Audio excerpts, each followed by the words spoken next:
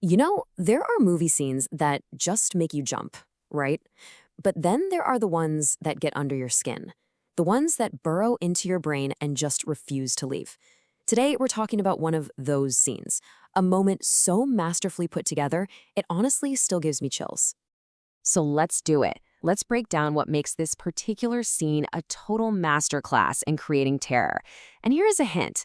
The secret isn't about jump scares or over-the-top gore. No, it's something way, way smarter than that. I mean, that is a huge claim, right? But it's something you hear constantly from horror fans and critics alike when they talk about this one scene from The Conjuring. It's become legendary for a very good reason. So what is it? What's the secret sauce? How does a simple kid's game turn into pure, undiluted nightmare fuel?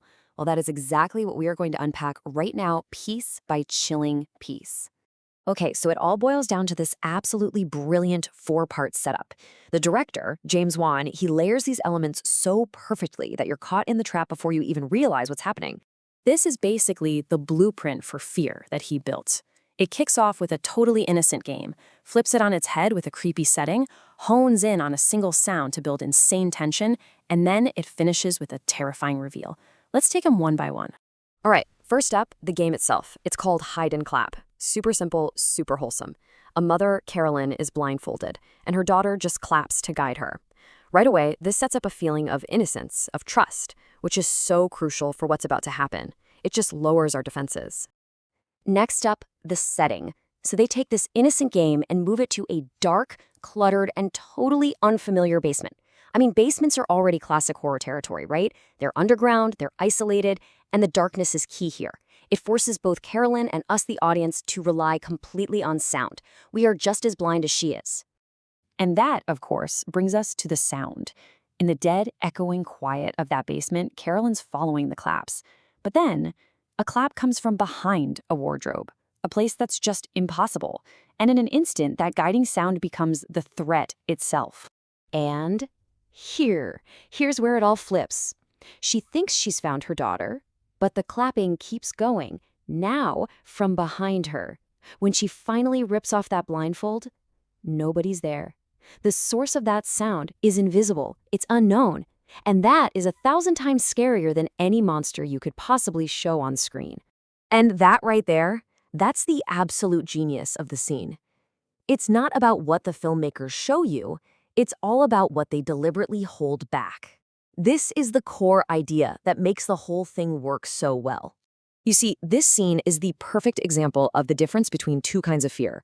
Explicit horror, it just shows you the monster. You see the fangs, the claws, the whole shebang. But psychological horror, that's different.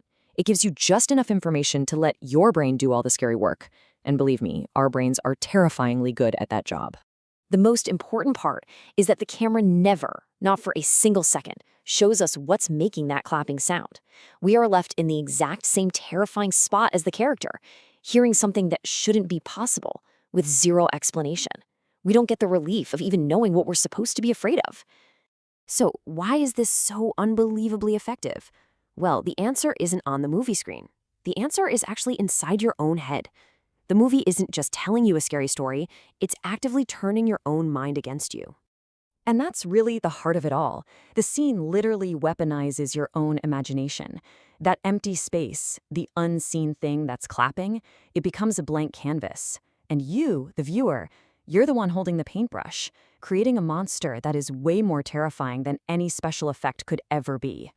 I mean, think about it. Your brain just hates a vacuum. It absolutely has to fill in the blanks. And what does it use to fill in that creepy, dark void? It uses your deepest, most personal fears. Is it a demon, a ghost, something worse? The monster becomes tailor-made for you, by you.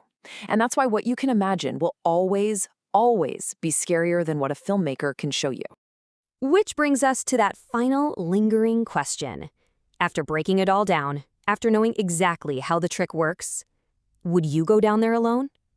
Yeah, I think we all know the answer to that one.